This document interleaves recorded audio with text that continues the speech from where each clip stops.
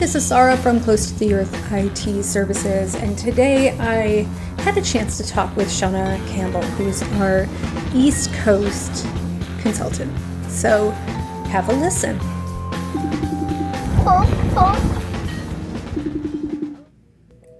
Hi! Oh my gosh, you look so pretty. Hi! I'm painting. Ooh, you're kind of frozen, so I can't see a beautiful still shot of you with amazing lashes. Oh, thank you. These are last night's lashes. I really need to take. I'm disgusting right now, but my cabinets are this like really ugly color. Uh-huh. It's like a weird, like, I don't know. It's like I don't even know what to call it. It's like this weird, like, wants to be orange, but like is kind of brick color. Huh. I don't know what would possess someone to paint their cabinets this color, but wow. I'm painting over them because they're really ugly. So I was like, I'm gonna paint them gray. Ooh. Did you hear that the Apple AirPort Extremes, not only are they not being supported anymore, but they've had a final update because they're getting just hacked nonstop. Oh. Ooh. Yeah. Well, I heard about them not being supported anymore, but I didn't know that they were being hacked. Yeah, there was just like a big security update for them, for the AirPort Extreme, like a firmware update and a security update. But I think that's going to be the final one, really. Oh, man. Mm-hmm. Such a classic product. I know, I hate obsolescence.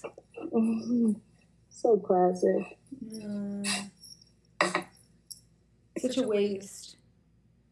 Yeah, and I feel like there are a lot of them out there. But, people are probably just going to let it rock and get hacked for the next, 4 or 5 years before they make some changes. Because that's what people do.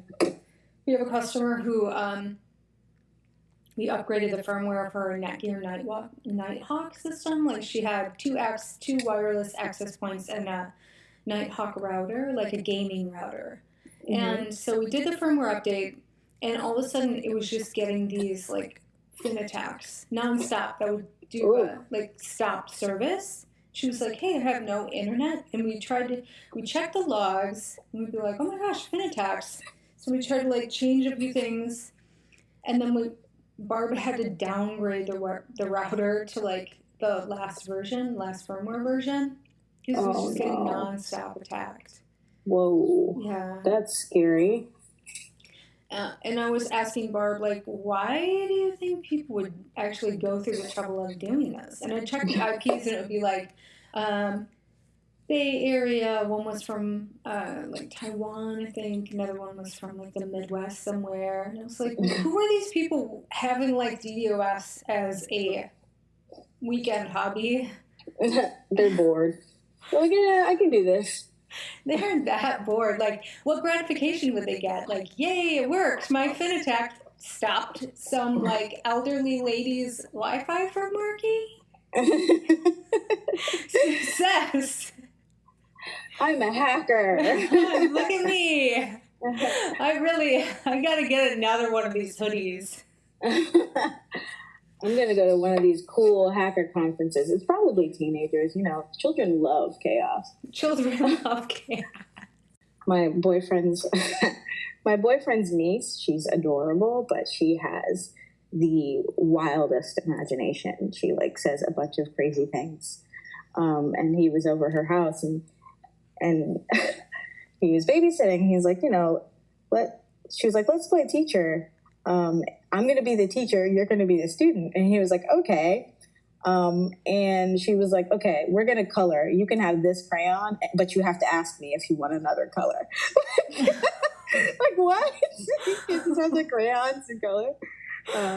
But an example of children loving chaos, right? Like, this little girl's like, no, like, let's play this game. But I'm in control of everything. I'm doing everything, like I'm the boss. I'm the big cheese. But, I think adults are like that, too. Yes. I've met a lot of adults that are really, really into that. Yeah, like, ask me for another crayon, please. No, yeah. Do it. Like, ew, nobody wants to be around that. That's not. that's not conducive to a proper environment. Nobody wants to be with the bossy one, you know? It just doesn't feel like reciprocity to me. Yeah, like let's control all the growth, and so that I can take credit for it. Like what? Okay. You did it yourself. Great job. You want a cookie? Here you go. Here you go. Here you go. Oh man. Good stuff. I don't know. I just think there are no easy answers, but like I just know that my IT practice has changed like so many times from what it originally began as, you know, just like resetting Apple IDs and upgrading computers and fixing slow computers to like, okay, the only way to manage computers is MDM, and you got to change everything and go. And that's how it works. Yeah, it's not the 90s anymore, so figure it out. Yeah. Things have gotten, you know, increasingly more like it's almost like I was talking to one of the DevOps people at my job, and he was saying like everything now, IT is now DevOps. They actually combined our department, so their department is part of our department now. And he was like, well, everything is DevOps anyway now. Like everything is, you need to learn how to code. You need to learn how to do all of this more complicated stuff. It's not just updating computers and changing passwords. And, you know, Active Directory has a lot more to do with, it's not just accounts, you know, it's like, this is somebody's permission levels, you know? Mm-hmm. So it's interesting. And also coming from the Mac world and doing more Windows related work. I feel like in the Mac world, there's less ways to do something. In Windows, there are always like 20 ways to do something. It's crazy, right? That's the thing that I'm finding is that the more I learn about doing more PC related work, the more I realize that the variances between the two operating systems. I'm actually growing to really like PC. I was tempted to like, my boyfriend has an Android and I need I'm probably going to get another iPhone, but I was thinking, what if I got a droid? Like, would that be completely out of character? You're walking over the dark side there. Yeah, I work a lot on my personal laptop and just remote into whatever computer I want to remote into that day, because we, you know, AD, you could just sign into whatever. But I realize, like, maybe my next computer, the next computer that I get, maybe it'll be a PC. We'll see. I don't know. Yeah, I have a PC. Yeah, we'll see. Because I feel like I learned a lot about Macs. I love them. I will always consider myself a Mac admin, but there's so much more to learn as far as computing, and most environments are mixed environments. Mm-hmm. They're not 100% Mac, and working with only Mac and only knowing one operating system, you know, you're just putting yourself in a corner. Yeah, you definitely have to be like fluid with what your skill set is. Otherwise, you'll just get left behind, or like you just can't niche so hardcore. Yeah. Being super niche-y, like, oh yeah. I only work on Macs. Like, what? Okay. Good for right. you. Okay, good. You know how large the customer segment is with people who have more than just Macs. Yeah. Knowing how to manage both is super important. But I feel like I'm really, you know, early in my career. I'm still trying to figure out if I might go back to school, you know. Mm-hmm. That's something. I have an English degree, which helps me an incredible amount in the IT industry. Yeah, like you can communicate. That's really important. I can actually talk to people, and my documentation is A1. You know, I would like to have more classic training in technology and in computers, and I find that a lot of people that work with computers have non-traditional backgrounds. I think most people that work with computers have non-traditional backgrounds, actually. Some people have business degrees, and some people have, degrees in English or no degree at all. It's not even necessary. But for me, I just think that it would be beneficial to have some more training. And I'm finding that, like, you can't really rely on other people to give you good direction sometimes. Yeah. Just because, like, other people aren't going where you're going. Everybody's journey is different. Or, like, even Google kind of fancies itself as, like, the authority on everything. Like, you can find anything on Google. When it comes to IT, you cannot. No, that's a total fabrication. Yeah. I think we all, as IT people, find ourselves Googling really, really weird, like, one-off things. Thankfully, in the Mac community, there is Mac admins, where you have a group of people that are responsive, the Slack channel and stuff, and you can reach out to people there. But in the Windows world, there is no one place to go. I mean, there's 100 places to go. There's all types of forums and things, but there is no, like, one place. I would say, like, if you were a member of CompTIA, which I think membership is like $250 a year. It's a commitment, but, like, their forums people are really generous with their information. I think you kind of have to get with a community like that, and you definitely have to make an investment in it. I remember when I was studying for the A+, I just went on a lot of forums, a lot of, like, Reddit forums and stuff, and people are really good if you get in the right community about learning, but PC people tend to be very possessive and very, like, there's a culture of, like, back off, or that they would take they're just super cutthroat, like, they'll take your customers, or just will think nothing of, I don't know, they're just seem more aggressive. Like, Mac people seem more community-oriented and helpful, but that could be a generalization, too. What do you think? No, I would have to... I think that there's more Windows-based MSPs out there. Mm-hmm. So they are way more competitive with the Mac admin community. I've seen PC based. Okay, this is something funny that I've seen before. I've seen PC based companies come in and compete with, like, actual Mac admins and, like, have no idea what they're doing and completely tear up somebody's entire infrastructure just because they come in at a lower price point. That's just what MSP has turned into in the PC world. I just feel like it's way more cutthroat. I totally agree with that.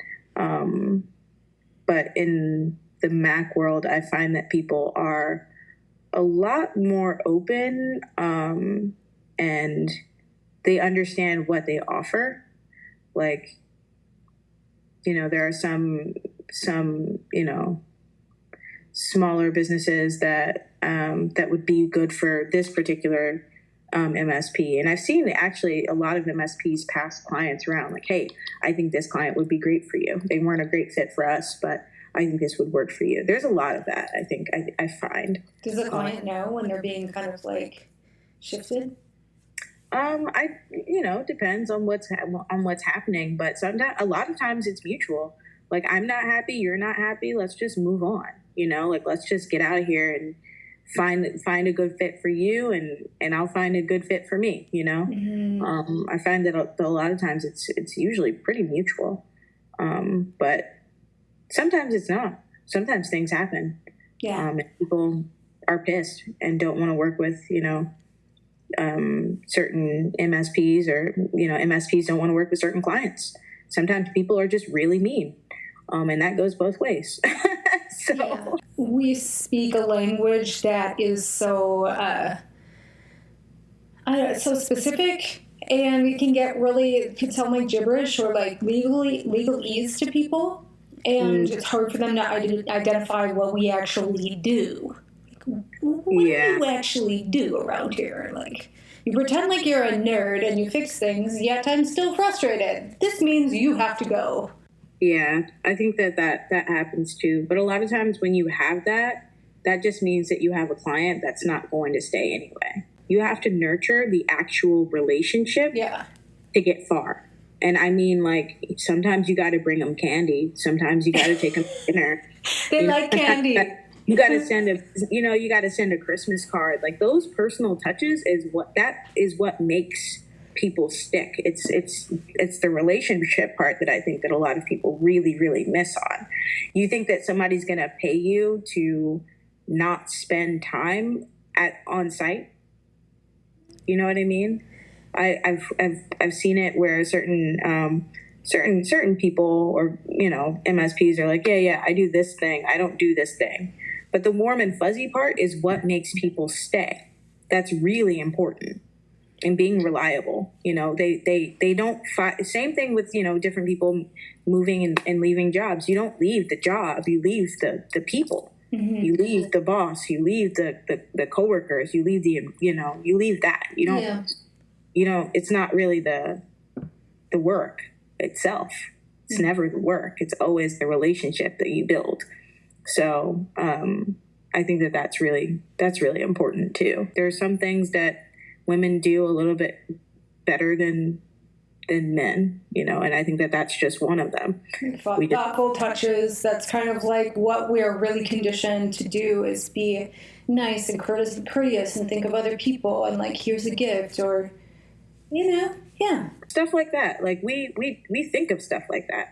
Like, oh, let me send, you know, an email to so and so, letting them know I appreciate them, and, you know, calling to not only ask about people's problems, but also talk to them about things that are making them happy and things that are going well. Mm-hmm. Building those relationships. You can't always be super, super objective, because then people don't think of you as a person. They just think of you as somebody that wants something from them. Yeah. And that's negative. That's always a negative experience. Yeah, I was really surprised too when I started interfacing with more vendors and just trying to, because while we're developing our MSP stack and trying to really enrich it and do like a good, better, best, amazing, you know, like 4 different offerings. Mm-hmm. I've just been spending the summer talking to every single vendor that I could possibly talk to, whether there be like a PC MSP service or like a Mac one, and just like security and like different MDM providers and stuff. And the salespeople are so aggressive, but not too aggressive. And like, the LA style of doing business is like, people have to be kind of attracted to your business. If you're doing what is industry standard in LA, like, I don't know how people actually get calls back, because they're so like New York aggressive, or like, you know, in your face. Yeah, and that's never good. That doesn't work in California. But I noticed, too, that I'm trying to kind of, like, borrow a page from their book, the salespeople, as I'm trying to grow the business here in Oklahoma, where I'm reaching to people and saying, like, hey, I can help you. Can I help you? I really want to help you. And, like, I'm going to help you. Like, being more aggressive, which is so not my style. Yeah, going different places and finding that, you know, people operate differently in different areas of the world. Like, I find that in DC, there's a little bit more of that New York quickness. Mm-hmm. You know, like, need this, need that now. You know, it's not relaxed at all, and people really, really respond well to like certain stimuli, like a website. You need a really bomb website to get a really bomb client. You know, you can't have a bad website that looks like everybody else's website and expect to get the same level of clients as other people. You know, as people that are really investing in their, you know, their look, so to speak, in their presentation and their marketing and that kind of thing. So I find also spending a lot of time developing that is super important. Yeah, I totally agree. Like, your branding and your brand identity and your vibe does need to come across. I've seen a lot of like weird websites for people, and in the Mac admin world. I feel like. God. Totally. Whoa, what is this? Why?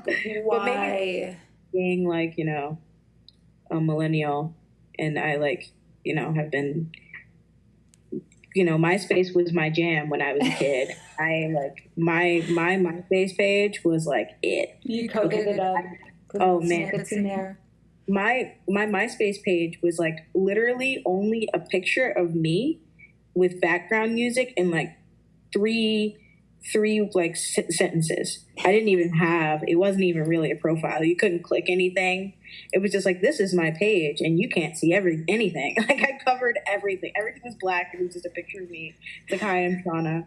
I'm this age, you know. What was your song? It would change. I feel like it was probably a Nirvana song or something else that was like, you know, super angsty.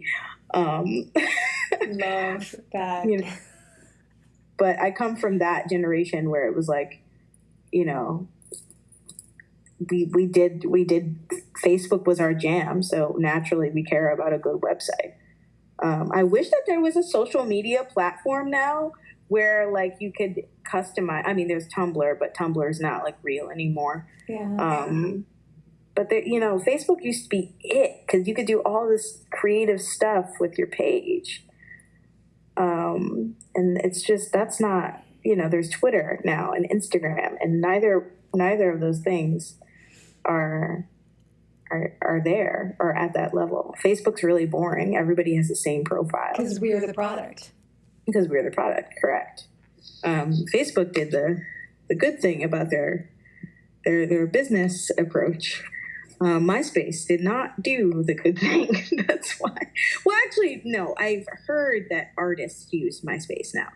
Yeah, like booking and stuff for musicians. But Tom's living the good life. He's out there. I think he's like one of those digital nomad people that just goes to like Bali. Because like, I read about that. He is living his best life. So he's like the OG of social media for sure. Yeah, totally. Definitely the OG. But yeah, I think a good website's more important than we give it weight to. Yeah, social media presence. Like I've just been working so hard on Instagram and finding that the more I work on my Instagram, I'm finding super interesting businesses that I really want to work with. Like, especially in Oklahoma City, there are people, because it's so cheap to start anything here. There's like one company that loans out clothes. Like, you can sell your clothes there. It's called The Library. And they've developed their own app. I'm actually going to interview them next week.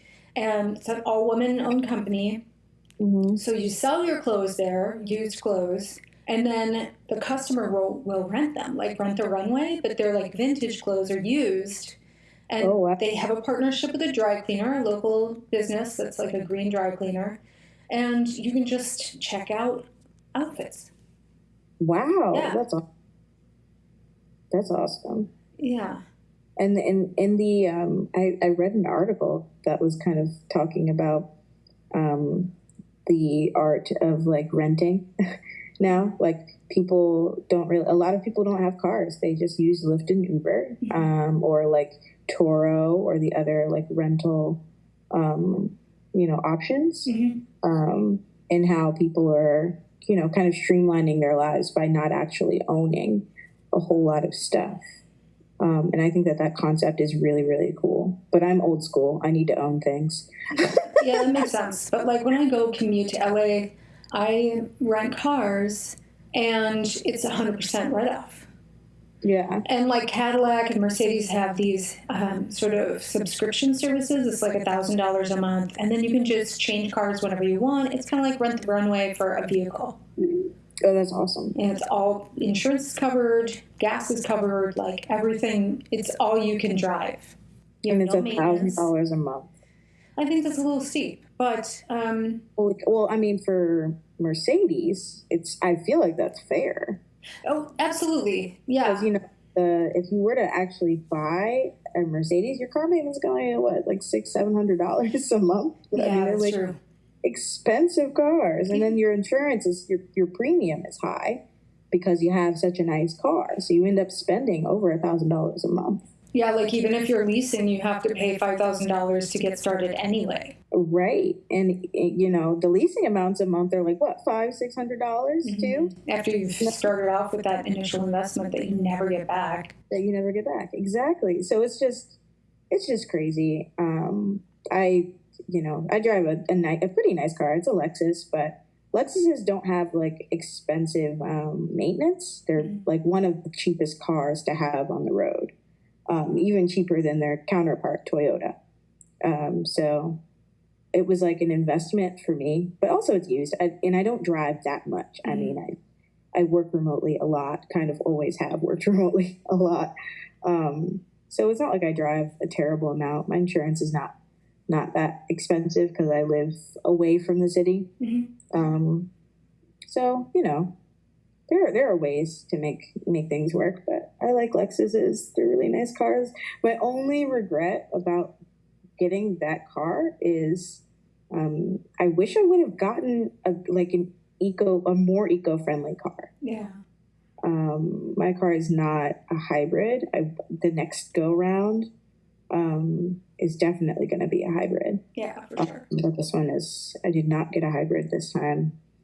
They didn't have any that I liked the build of. I think the one that was like available, the ones that were available in my area were not. They were like hatchbacks. And I like to have really small cars. Yeah, for parking and stuff. Yeah. Yeah. So eco-friendly. If you don't drive, that's the most eco-friendly car you can have if it's parked. Exactly. It's parked. Everything is close to me too. Like I live in an area like the grocery store is like, you know, I could walk there if I wanted to. Like everything's fairly close. So yeah, cars are great. Also, Tesla. Did you hear about the girl that got the Tesla key implanted in her arm? Yes. Oh my God. There's like a whole biohacking community, which we should definitely like do another podcast about. But yeah, I mean, that's so many people have like little chips implanted in them. Yeah. Like, whoa, I would never do that because I'm chicken shit. But I think that's really, really, really cool. And I like that she was inventive enough to do that. I think body modification is really dope, actually. I'm afraid, though, because I'm like a weenie. Like, I can't even get my blood drawn. You know, I went to the doctor the other day, and they had to, like, draw some blood, and I was like, you know, freaking out a little bit, like, starting to sweat. And then they poked me, and it didn't even hurt. I've got so many tattoos, and like they poked me with a needle, and I was like, oh, that's it. Like so the anticipation, and then they're like, breathe in, gonna feel a little poke. I'm just like, oh God, shaking like a leaf on a tree, shaking like, oh, this is gonna hurt. And then they do. I don't think you're a candidate for getting a car key implant. No, I don't think so either. I'm not brave enough, but I commend that kind of bravery. That's really, really dope. I think that's so cool. Yeah. And I saw the video of it, like tons of blood. And she's got a lot of tattoos too. So they kind of did it in an area where she has a tattoo, I think, but it's like lighter colored. So I wonder how that's going to heal up, like what it's going to look like. So yeah. Oh my God. And I looked, I forgot her name, but I looked her up, and she actually is a co-founder of a software company that makes games. Oh, hello. That's why she could afford a Tesla. Yeah. So she's really cool. I was like, I want to meet this girl. Like, Can I be friends? Can I ride in her car with you? I like followed her on Twitter. I was like, oh, she's cool. Oh man, I wonder what her. Well, I guess I could like Google her or whatever, but yeah, that's super rad. She seems really cool. I was like, oh wow, she's I think located in Texas, in Austin. Austin's like, you know, where all the cool kids live. I totally want to go to Austin. It's like 3 hours from here. I've never been. I've never been. Oh my gosh. Fly down here. Let's go to Apple Austin. Let's do that. I'm actually game. My brother actually lives he lives in Enid. Yeah. So that's by the border, by the Texas border, right? Yeah, it's not too far. I've got a ton of family in Houston too. Houston sounds really cool. They just had a Mac admins, or what is that one? Mac Tech conference in Houston. They did? Yeah, in August. Oh, I missed that. It was a one day. Really? Yeah, I want to go to Houston really bad. I want to go to Objective by the Sea. Oh, yeah. One day. Maybe not next year. I'm going to Mac DevOps next year. Is it going to be in Vancouver again? It's always in Vancouver. But I'm going. I'm going. There is no way I'm not going. I love that conference. Everybody there is mad groovy. Shout out to Matt X. He's the coolest guy ever. So yeah. Oh no. I'm totally going. That is like, I'm allowing myself 2 conferences next year, and that is one. 100% coming. So yeah. My 2 go-to conferences, I'm definitely going to South by Southwest for sure. That's awesome. And I'm definitely going to ACES Mastermind or ACES Conference. Oh yeah.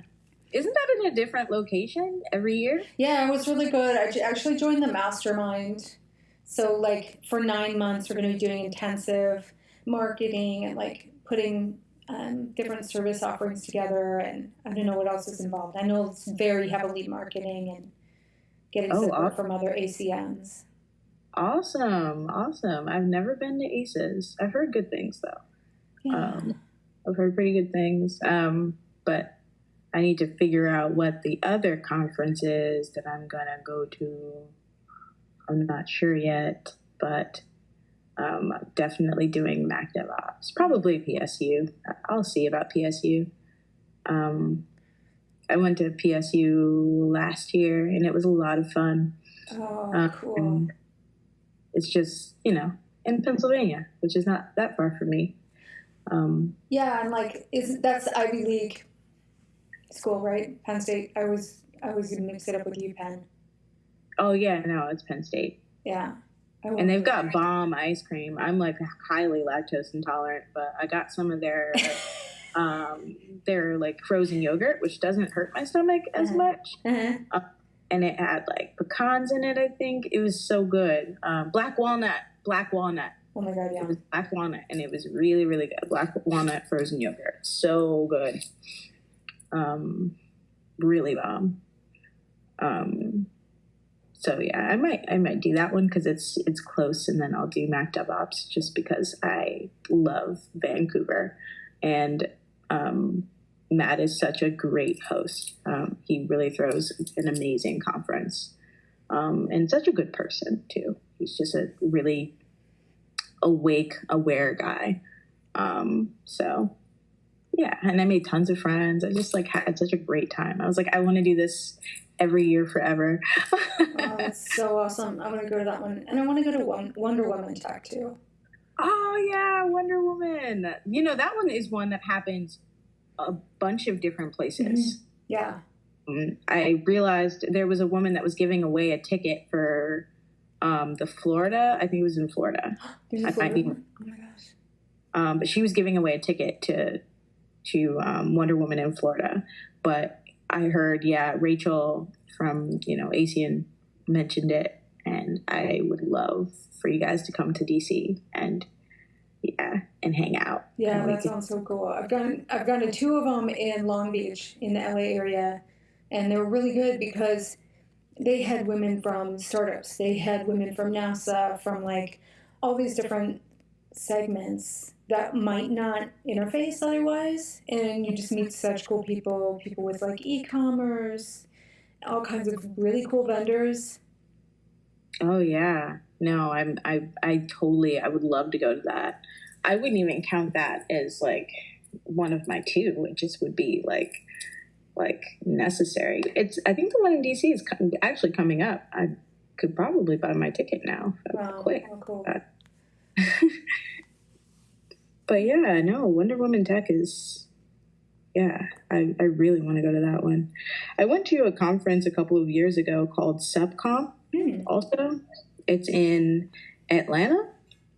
That was really great for, it's a support-based like conference. So it's for people whose primary responsibility is to interface with the end user. Oh, wow. And they had a lot, it's for people that love doing support and are really good at doing, because that's not everybody's strength, right? Like that, the personal piece is not everybody's strong point. And you either rub people the wrong way or you rub people the right way. Like there's no in between. We all know those people that are super, super technical and good at doing tech stuff, but are not good at being responsive to people, or really getting the personal piece down. That's not everybody's strong suit. And you know what? Honestly, we need to stop expecting it to be everybody's strong suit. Having the expectation that everybody needs to be good at interfacing with the end user, I think that that's unrealistic and ridiculous. Yeah, but if you're the end user, you're calling because you're frustrated, you've Googled it, you've YouTubed it, you're trying to get help, and you're at your wit's end, really. Yeah. Yeah. And you get someone who like can't talk to you, after spending all the time trying to like solve the problem yourself, and you get on the phone with somebody who can't even even hold a conversation with you. That makes things more frustrating, right? I think so too. The only thing I hate about calling Apple is, nobody really likes to call anybody. Like, nobody wants to sit on the phone and wait for support, but they make the experience exceptional, most of the time. I very rarely have ever had a bad experience calling Apple. One thing that gets me, though, is the music. Like, sometimes it comes on without, like, prompting you whether you want to wait in silence or not, and then it's super fuzzy and grainy, and it just does not sound good. I'm like, why am I on the phone listening to, like, I don't even know, God knows what. A lot of times I don't even know what the song is, and it's fuzzy, and it doesn't sound good. It's just making my head hurt. So. The worst is when you're like, or when I'm trying to help a client and call support, and then the hold music comes on and I can't talk to the client, and I'm on hold. So I'm like, right. Sorry, this is annoying. It's like double bad. It's bad. Like, waiting is one thing, a lot of times you could just do other things while you wait, but unless you're waiting on the phone for 2 hours, like I did the other day trying to call VMware, which I will never do again. I'm going to try email next time. Yeah, waiting is not so bad. It's just the music that gets me. It's like, wow, please turn this off. It's like listening. You know how some people have that aversion to hearing other people chew? I have an aversion to listening to bad music. I don't blame you. It's like elevator music, but worse, because you can't you can't really you can't turn it off because you have to make sure that nobody's coming on the line, Yeah, so. I usually just put it on speakerphone and put it on the quietest setting. Yeah. But when I do that, sometimes I forget that I'm on the phone. Oh. And I'm like, oh crap! The person came on and hung up. Oh no! Hello, girl. Hello. Hello. They say hello twice, and then they're like, okay, bye. Like, no. Hello. Hey. Yeah. Well, anyway, I should probably get going, but. Yeah, I gotta finish. I've got painting to do. Lots of painting to do.